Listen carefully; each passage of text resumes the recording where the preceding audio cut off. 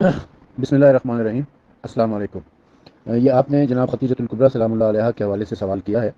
تو اس حوالے سے عرض یہ ہے کہ جناب ختیجۃ الکبریٰ ملکۃ العرب کہلاتی ہیں۔ ملکۃ العرب اس لیے آپ کو کہا جاتا ہے کہ آپ عرب کی سب سے امیر خاتون تھیں۔ آپ کا پیشہ تجارت تھا، اور تجارت میں آپ کے مقابلے کا کوئی تاجر پورے عرب میں موجود نہیں تھا۔ آپ کے تجارتی قافلے پورے عرب میں جایا کرتے تھے، اور وہاں جا کے اپنا مال بیچتے تھے، اور وہاں سے مزید مال خرید کے لے کر آتے تھے اور اسے لا کر پھر مکہ میں بیچا کرتے تھے۔ تجارت کے حوالے سے نہ صرف آپ سب سے امیر ترین خاتون تھیں، بلکہ مال و مویشی کے حوالے سے یعنی ایک روایت میں یہ ملتا ہے کہ 300 سرخ اونٹ آپ کی ملکیت تھے۔ سرخ اونٹ اس زمانے میں سب سے زیادہ قیمتی اونٹ تصور ہوتا تھا، اور سفید اونٹوں کی تو بات ہی بہت زیادہ ہے۔ اسی طریقے سے بھیڑ بکریاں اور دیگر جو مال تھا، ہیرے جواہرات کا اتنا بڑا خزانہ آپ کے پاس تھا کہ ایک مرتبہ جناب رسالت مآب صلی اللہ علیہ وآلہ وسلم کے سامنے آپ نے اپنے غلام میسرہ سے کہا کہ وہ ہیرے جواہرات لے کر آؤ، تو کمرے کی ایک سائڈ کے اوپر جناب خدیجہ تشریف رکھتی تھی، اور ایک سائڈ کے اوپر جناب رسالت مآب بیٹھے ہوئے تھے، اور میسرہ نے وہ خزانہ لا کر آپ کے سامنے ڈالنا شروع کیا، تو ہیرے جواہرات کا اتنا بڑا ڈھیر بن گیا تھا کہ ایک دوسرے کو دیکھ نہیں پا رہے تھے، یعنی جناب خدیجہ رسول اللہ جناب خدیجہ کو دیکھ نہیں پا رہے تھے، کیونکہ کمرے میں اتنی بڑا ڈھیر بن گیا تھا ہیرے جواہرات کا۔ اس کے علاوہ جو درہم دینار تھے، جو سونا چاندی تھا، جو مال مویشی تھے، وہ تو بے حساب اور بے تحاشا تھا۔ جناب ختیجۃ الکبریٰ سلام اللہ علیہا کی شادی کے حوالے سے کچھ گزارشات پہلے عرض کرتا ہوں، پھر اس کے بعد اس بات کو آگے بڑھاتے ہیں۔ جناب ختیجۃ الکبریٰ کی ایک منگنی ہوئی، آپ کے منگیتر کا انتقال ہو گیا۔ پھر دوسری منگنی ہوئی، آپ کے منگیتر کا انتقال ہو گیا۔ پھر تیسری منگنی ہوئی، آپ کے منگیتر کا انتقال ہو گیا۔ اب وہ جاہلیت کا زمانہ تھا، اور آپ کے 3 منگیتروں کے انتقال کے بعد مکے کی خواتین میں یہ بات مشہور ہو گئی کہ معاذ اللہ ثم معاذ اللہ، ختیجۃ الکبریٰ سلام اللہ علیہا منحوس ہیں، جس سے بھی ان کی منگنی ہوتی ہے وہ مر جاتا ہے۔ حالانکہ اصل بات یہ تھی کہ اللہ تعالیٰ نے جناب ختیجۃ الکبریٰ سلام اللہ علیہا کو اپنے حبیب صلی اللہ علیہ وآلہ وسلم کے لیے رکھا ہوا تھا۔ جب رسول اکرم صلی اللہ علیہ وسلم حضرت ابو طالب کے ساتھ تجارتی قافلے میں گئے ہیں، تو اس میں جناب ختیجہ کا غلام میسرہ بھی جناب ختیجہ کا مال لے کر گیا۔ اس سفر میں میسرہ نے بہت ساری انہونی باتیں دیکھی۔ ایک تو یہ کہ جناب رسالت مآب کے اوپر بادل کا ایک ٹکڑا ہے جو سایہ کیے رہتا ہے، جناب رسالت مآب کے چہرے سے ایک نور ساطع ہوتا ہے، آپ کے جسم مبارک سے ہر وقت خوشبو آتی رہتی ہے، اور جس درخت کے سائے میں آپ جا کے بیٹھ جاتے ہیں وہ درخت ہرا بھرا ہو جاتا ہے۔ جس جانور کو آپ ہاتھ لگا دیتے ہیں، بکری کو یا دمبی کو، تو اس کا تن دودھ سے بھر جاتے ہیں۔ ایسے بہت سارے معجزات دیکھے، اور پھر اس سفر میں بہت زیادہ منافع بھی حاصل ہوا تجارتی سفر میں۔ تو میسرہ نے یہ ساری باتیں آ کر جناب ختیجہ الکبریٰ کو بتائیں۔ جناب ختیجہ نے پوچھا کہ وہ کون ہے، وہ نوجوان کون ہے، کیسا ہے وہ؟ تو انہوں نے بتایا کہ ایسی ایسی شکل و شباہت ہے۔ جب شکل و شباہت کا سنا تو جناب ختیجہ الکبریٰ کو اپنا ایک خواب یاد آ گیا۔ 3 منگیتروں کے مر جانے کے بعد جناب ختیجہ نے ایک خواب دیکھا تھا کہ ایک انتہائی خوبصورت نوجوان ہے جس کے ساتھ جناب ختیجہ کی شادی ہو رہی ہے، اور خواب میں اس نوجوان کو بھی دیکھا تھا۔ تو جب میسرہ نے آ کر بتایا کہ ہمارے قافلے میں ایک ایسا حسین و جمیل نوجوان تھا، اور اس کے ساتھ یہ معجزات تھے، تو جناب ختیجہ نے اس کی شکل و شباہت کے بارے میں پوچھا، تو میسرہ نے بتایا، تو جناب ختیجہ کو اپنا وہ خواب یاد آ گیا۔ جناب ختیجہ نے اپنی سہیلی سلمہ کو بلایا اور اس سے کہا کہ جاؤ دیکھو جو میسرہ کہہ رہا ہے وہ ٹھیک ہے یا نہیں ہے، کیونکہ آپ اپنے اس خواب کا ذکر اپنی سہیلی سلمہ کے ساتھ کر چکی تھی۔ تو جناب ختیجہ، وہ سلمہ جو ہے، وہ گئی ہیں رسول خدا کے پاس، اور انہوں نے دیکھا کہ تو بالکل ویسے ہی نوجوان ہے، ویسے ہی حسین ہے، وہی بال ہیں، وہی نقش و نگار ہیں، وہی داڑھی ہے، سب کچھ وہی کچھ ہے۔ تو انہوں نے آ کے بتایا جناب ختیجہ کو کہ واقعی اسی طرح کا ایک نوجوان تھا جس کا نام محمد صلی اللہ علیہ وسلم ہے، اور وہ یتیم بچہ ہے، اور وہ حضرت عبداللہ کا ہے اور بنی ہاشم سے ہے، اور ابو طالب کا بھتیجا ہے جو قریش مکہ کے سردار ہے۔ تب جناب ختیجہ الکبریٰ نے رسول اکرم صلی اللہ علیہ وسلم کے پاس اپنی شادی کا پیغام بھیجا۔ جناب رسالت مآب نے فرمایا کہ میرا اختیار میرے چچا ابو طالب کے پاس ہے۔ جناب ختیجہ نے حضرت ابو طالب کے پاس پیغام بھیجا۔ حضرت ابو طالب نے فرمایا کہ جناب ختیجہ سے زیادہ شریف اور اچھی خاتون پورے عرب میں نہیں مل سکے گی۔ جناب ختیجہ کے بارے میں یہ بتا دینا ضروری ہے کہ وہ توحید پرست تھی، دین حنیف پر قائم تھی، یعنی ابراہیم علیہ السلام کے دین کے اوپر وہ قائم تھی، اور توحید پرست تھی، بت پرستی میں بالکل وہ ملوث نہیں تھی۔ تو حضرت ابو طالب نے باقاعدہ رشتہ جناب ختیجہ الکبریٰ کے گھر بھیجا، اور پھر بات طے ہو گئی، اور یہ پہلی شادی ہے کہ جس میں رسول خدا صلی اللہ علیہ وسلم دولہا بن کر جناب ختیجہ کے گھر گئے ہیں، وہاں پر نکاح ہوا ہے، نکاح کا خطبہ حضرت ابو طالب علیہ السلام نے پڑھا ہے، اور پھر دلہن بن کر ڈولی میں بٹھا کر جناب خدیجۃ الکبریٰ کو اپنے گھر لے کر آئے۔ اس کے علاوہ جتنی بھی آپ کی شادیاں ہیں اس سب میں یہ ہوا ہے کہ لوگوں نے اپنی بیٹیوں کو لا کے رسول خدا کے گھر چھوڑ دیا تھا کہ ہماری بیٹی سے شادی کر لو۔ رسول خدا خود کسی کے گھر رشتہ آپ نے نہیں بھجوایا تھا، اور نہ ہی کسی کے گھر آپ دولہا بن کر یا بارات لے کر گئے تھے۔ یہ واحد شادی تھی کہ جس میں آپ بارات لے کر گئے۔ جناب خدیجۃ الکبریٰ کی شادی ہو گئی اور وہ رسول خدا کی خدمت میں مشغول ہو گئی۔ وہ دیکھا کرتی تھی کہ رسول خدا میں بہت سی انہونی باتیں ہیں، اور رسول خدا غار حرا میں جایا کرتے تھے اللہ تعالیٰ کی عبادت کرنے کے لیے، تو جناب خدیجۃ الکبریٰ انہیں کھانا وغیرہ باندھ کر دے دیا کرتی تھی کہ وہ جتنی رات وہاں پر رہیں گے، جتنے دن وہ غار حرا میں رہیں گے، تو ان کے لیے خوراک کا بندوبست کر دیتی تھی۔ جب پہلی وحی آپ کے اوپر نازل ہوئی ہے، جناب رسالت مآب جب گھر پہنچے ہیں غار حرا سے، یہ پہلے وحی کی نزول کا قصہ انشاءاللہ میں پھر کسی وقت بیان کروں گا، کیونکہ ہمارے ہاں اور مخالفین کے یعنی اہل سنت کے ہاں دو مختلف روایتیں ملتی ہیں، وہ پھر انشاءاللہ بیان ہوگا۔ لیکن جب جناب رسالت مآب گھر پہنچے تو جناب خدیجۃ الکبریٰ نے دیکھا کہ آپ کے جسم سے ایک عجیب سی خوشبو آ رہی ہے، آپ کے چہرے سے ایک عجیب سا نور نکل رہا ہے۔ تو جناب خدیجۃ الکبریٰ نے پوچھا کہ آج کیا بات ہے، میں آج آپ میں کچھ عجیب سی باتیں محسوس کر رہی ہوں، عجیب سی خوشبو محسوس کر رہی ہوں، عجیب سا نور آپ کے چہرے پہ دیکھ رہی ہوں۔ تو رسول اکرم صلی اللہ علیہ وسلم نے فرمایا کہ آج جبرائیل آئے تھے، اللہ کا فرشتہ آیا تھا، اور اس نے مجھے کار رسالت شروع کرنے کے بارے میں اللہ تعالیٰ کا پیغام پہنچایا ہے۔ بس یہ کہنا تھا کہ جناب خدیجۃ الکبریٰ سلام اللہ علیہ نے فوراً لا الہ الا اللہ محمد رسول اللہ کا کلمہ پڑھ لیا۔ اس کے تھوڑی دیر کے بعد علی مرتضیٰ علیہ السلام بھی گھر میں تشریف لائے، جو کہ اسی گھر میں رہتے تھے، رسول خدا اور جناب خدیجہ کے ساتھ ہی رہتے تھے، اسی گھر میں پلے اور بڑے تھے، اور اس وقت ان کی عمر بعض روایتوں کے مطابق 7 سال، بعض کے مطابق 10 سال تھی۔ جیسے ہی علی علیہ السلام گھر میں آئے، انہوں نے رسول خدا کی حالت دیکھی تو پوچھا کہ یا رسول اللہ، یہ کیا بات ہے کہ میں آپ کے چہرے پر آج عجیب سی خوشبو محسوس کر رہا ہوں اور عجیب سا نور دیکھ رہا ہوں؟ تو رسول اللہ نے ان کو بھی بتایا، انہوں نے بھی فوراً کلمہ پڑھ لیا، لا الہ الا اللہ محمد رسول اللہ کا۔ اب یہ 3 مسلمان تھے بس، رسول خدا نماز پڑھاتے تھے، جناب خدیجہ اور مولا علی علیہ السلام ان کے پیچھے نماز پڑھا کرتے تھے، بس اس پورے کرۂ ارض میں یہ 3 ہی لوگ دین اسلام کے پیروکار تھے۔ پھر جب رسول خدا کو یہ حکم ہوا کہ آپ اپنے خاندان والوں کو، بنی ہاشم کو، بنی عبد المطلب کو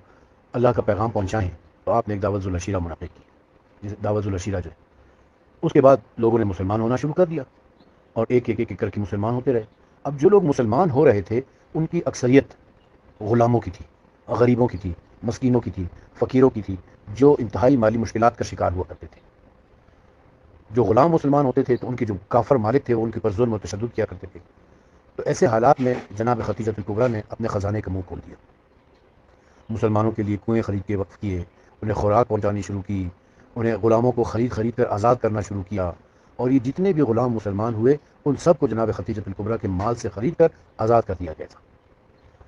لیکن وہ اتنے مخلص لوگ تھے کہ وہ رسول خدا کو چھوڑنے کے لیے تیار نہیں تھے، آزاد ہونے کے باوجود وہ رسول خدا کے ساتھ ہی رہے، جیسے عمار یاسر ہے، جیسے بلال حبشی ہیں، اور بھی بہت سارے ایسے لوگ ہیں۔ تو جناب خدیجۃ الکبریٰ کا مال اس طریقے سے اسلام کی تبلیغ و ترویج کے لیے خرچ ہونا شروع ہو گیا، یہاں تک کہ وہ دور آیا کہ جب جناب خدیجۃ الکبریٰ بشمول رسول اکرم و بنی ہاشم شعب ابی طالب میں پناہ گزین ہو گئے۔ کفار مکہ نے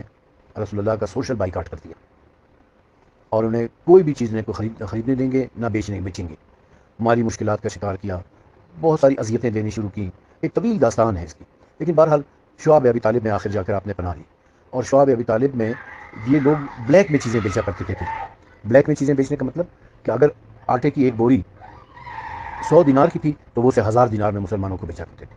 بلیک کیا کرتے تھے۔ اسی طریقے سے غلام جب خریدتے تھے، غلام کی قیمت اگر 1000 درہم تھی تو اسے 1 لاکھ درہم میں بیچا کرتے تھے، کیونکہ وہ ان کی مجبوری سے فائدہ اٹھا رہے تھے، اور جناب خدیجۃ الکبریٰ کا مال تھا جو اس راستے میں خرچ ہو رہا تھا۔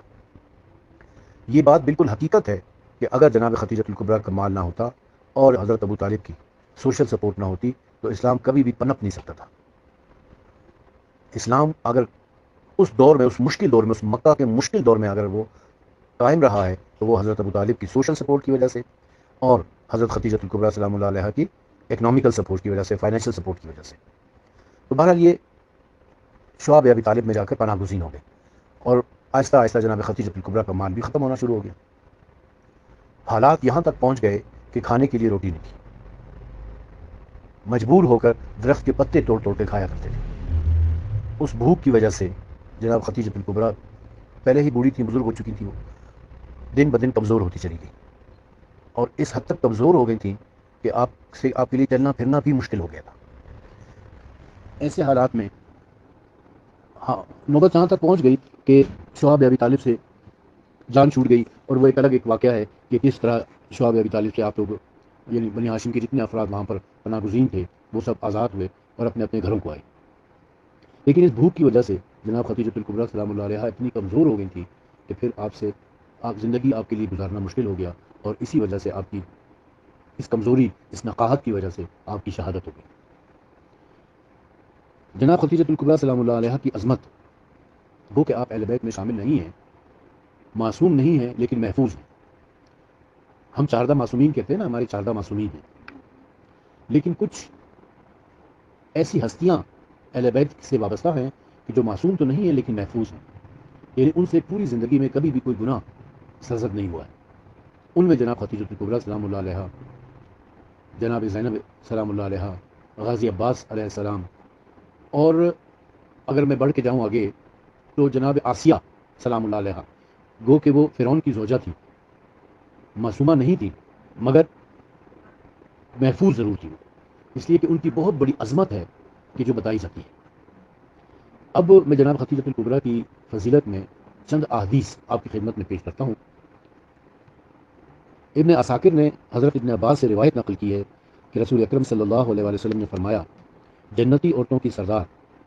حضرت مریم سلام اللہ علیہا، حضرت فاطمہ زہرا سلام اللہ علیہا، حضرت خدیجہ الکبریٰ سلام اللہ علیہا، اور حضرت آسیہ سلام اللہ علیہا ہے۔ ان چار خواتین کی بہت بڑی عظمت اور فضیلت بتائی جاتی ہے۔ ہمارے ہاں تو یہ روایات موجود ہیں، صحیح بخاری میں یہ روایت بھی ہے کہ جناب فاطمہ زہرا سلام اللہ علیہا خواتین جنت کی سردار ہیں، اور پورے عالمین کی خواتین کی سردار ہیں، سیدۃ النساء العالمین۔ ابن عساکر نے مقاتل کے واسطے سے حضرت ضحاک سے اور انہوں نے حضرت ابن عباس سے روایت نقل کی ہے کہ انہوں نے رسول اکرم صلی اللہ علیہ وسلم سے سنا کہ چار عورتیں اپنے اپنے زمانے کی عورتوں کی سردار ہیں، حضرت مریم بنت عمران، حضرت آسیہ بنت مزاحم، حضرت خدیجہ بنت خویلد، اور سیدہ فاطمہ زہرا بنت محمد مصطفیٰ صلی اللہ علیہ وآلہ وسلم، اور ان میں علم کے اعتبار سے سب سے افضل سیدہ فاطمہ زہرا سلام اللہ علیہا ہے۔ حضرت علی علیہ السلام بیان کرتے ہیں کہ رسول اکرم نے فرمایا، اپنے اپنے زمانے میں ساری دنیا کی عورتوں میں حضرت مریم سلام اللہ علیہا ہیں، اسی طرح جناب خدیجہ الکبریٰ سلام اللہ علیہا۔ حضرت عائشہ کہتی ہیں کہ مجھے رسول کریم کی کسی زوجہ محترمہ پر اتنا رشک نہیں ہوتا تھا جتنا کہ حضرت خدیجہ الکبریٰ سلام اللہ علیہا پر ہوا، حالانکہ وہ میرے نکاح سے پہلے انتقال کر چکی تھی۔ رشک کی وجہ یہ تھی کہ میں اکثر رسول کریم صلی اللہ علیہ وسلم کو ان کا ذکر کرتے سنتی تھی۔ نیز اللہ تعالیٰ آپ کو حکم دیا کہ خدیجہ الکبریٰ سلام اللہ علیہا کو بہشت میں ایک موتیوں کے محل کی بشارت دے دیں، اور رسول کریم نے بکری ذبح کرتے اور جناب خدیجہ الکبریٰ کی سہیلیوں کو اتنا گوشت بھیجتے کہ ان کے لیے کافی ہوتا۔ جب جناب خدیجہ الکبریٰ سلام اللہ علیہا کا انتقال ہو گیا نا، تو سیدہ فاطمہ زہرا سلام اللہ علیہا اپنی اماں کو یاد کر کے رویا کرتی تھی۔ اس وقت سیدہ کی عمر 5 سال تھی، تو وہ اپنی اماں کو یاد کرتی تھی اور روتی تھی، اور اپنے بابا سے لپٹ کے کہا کرتی تھی کہ میری اماں کو بلاؤ، میری اماں کو بلاؤ۔ تو ایک دن جناب رسالت مآب صلی اللہ علیہ وسلم نے سیدہ فاطمہ زہرا سے کہا کہ کیا تم دیکھنا چاہتی ہو کہ تمہاری اماں کہاں پر ہیں اور کس حالت میں ہیں؟ تو انہوں نے کہا ہاں میں دیکھنا چاہتی ہوں۔ تو رسول خدا نے فرمایا کہ میری ان 2 انگلیوں کے درمیان دیکھو۔ جب سیدہ فاطمہ زہرا نے ان 2 انگلیوں کے درمیان دیکھا تو جنت کا نظارہ تھا، اور جنت میں جو سب سے خوبصورت محل تھا،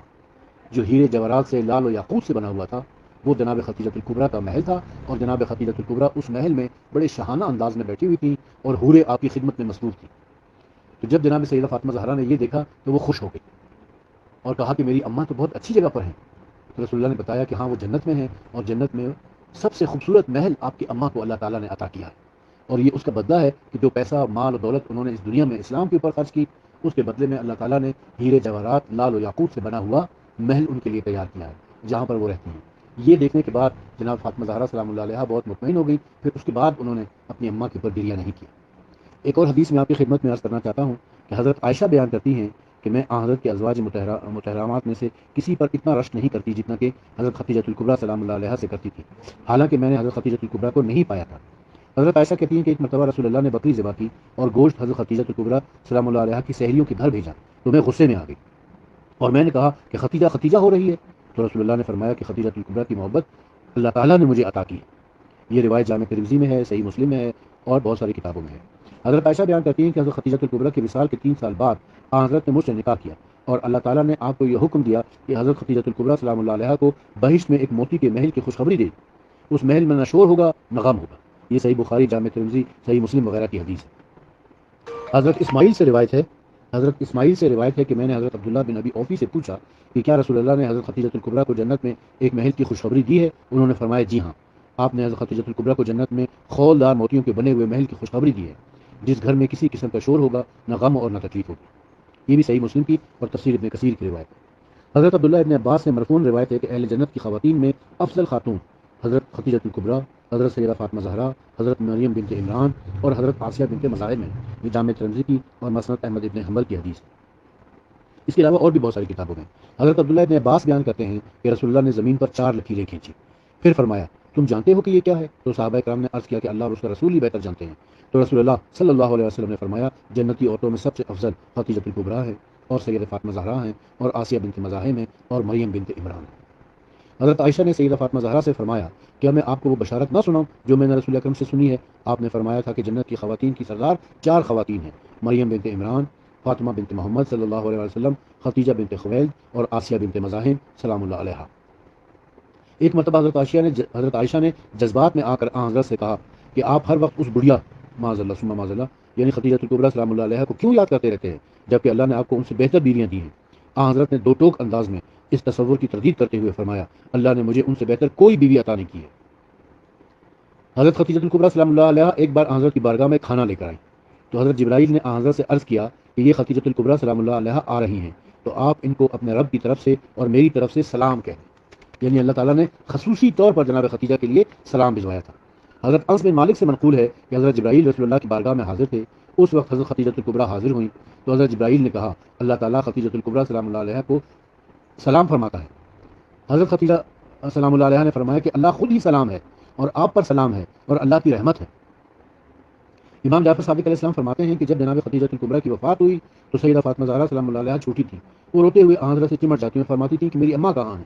رسول اکرم کا صدمہ تازہ ہو جاتا اور شدت غم سے کچھ جواب نہ دے پاتے تھے۔ اسی اسنا میں حضرت جبرائیل نازل ہوئے اور کہا اے حبیب اللہ، آپ کا پروردگار فرماتا ہے کہ سیدہ فاطمہ زہرا سلام اللہ علیہا کو میرا پیغام پہنچاؤ اور کہو کہ ان کی اماں جنت کے ایسے مکان میں ہیں جس کی دیواریں سونے کی بنی ہوئی ہیں اور ستون سرخ یاقوت کے ہیں، اور وہ حضرت آسیہ اور حضرت مریم کے درمیان تشریف رکھتی ہیں۔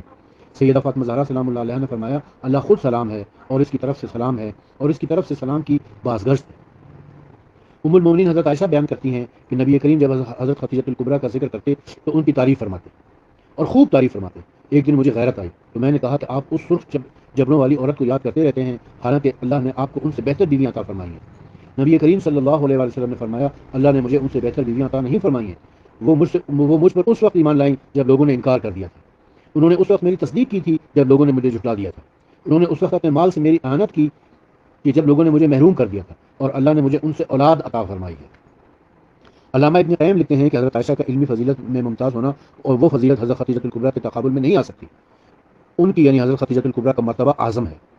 وہ ان لوگوں میں اول ہے جنہیں اسلام کی دعوت دی گئی اور انہوں نے قبول کی اور اپنی جان، مال اور توجہ سے تبلیغ رسالت میں تعاون کیا۔ حضرت خدیجۃ الکبریٰ سلام اللہ علیہا کے نامہ اعمال میں ان تمام لوگوں کا اجر شامل ہے جو ان کے بعد قیامت تک آئیں گے۔ ابن جریر نے عمار بن سعد سے روایت نقل کی ہے کہ رسول اللہ نے فرمایا حضرت خدیجۃ الکبریٰ سلام اللہ علیہا میری امت کی عورتوں پر یوں فضیلت رکھتی ہیں جس طرح حضرت مریم سلام اللہ علیہا جہان بھر کی عورتوں پر فضیلت رکھتی ہیں۔ تو یہ چند روایتیں ہیں، ویسے تو اگر میں ساری روایتیں بیان کرنا شروع کر دوں تو بہت طویل ہو جائے گا۔ اس موقع پر ایک سلام کے کچھ اشعار ہیں جو مناقب زہرا علامہ مناوی کی کتاب ہے اس میں بیان کیے گئے ہیں۔ اے مومنوں کی ماں آپ پر سلام، اے ہماری سردارہ آپ پر سلام، اے فاطمہ زہرا کی ماں آپ پر سلام، اے کاملہ پاک دامن معزز پاکیزہ آپ پر سلام، اے عظمت والی بہادر عقلمند بلند فکر محفوظ اور جلیل القدر زوجہ رسول آپ پر سلام، اے خواتین قریش کی سیدہ اور جنت کی خواتین کی سیدہ آپ پر سلام۔ اللہ تعالیٰ ہمارے آقا محمد المصطفیٰ کی طفیل آپ کو جزائے خیر عطا فرمائے، آمین ثم آمین، وآخر دعوانا ان الحمد للہ رب العالمین۔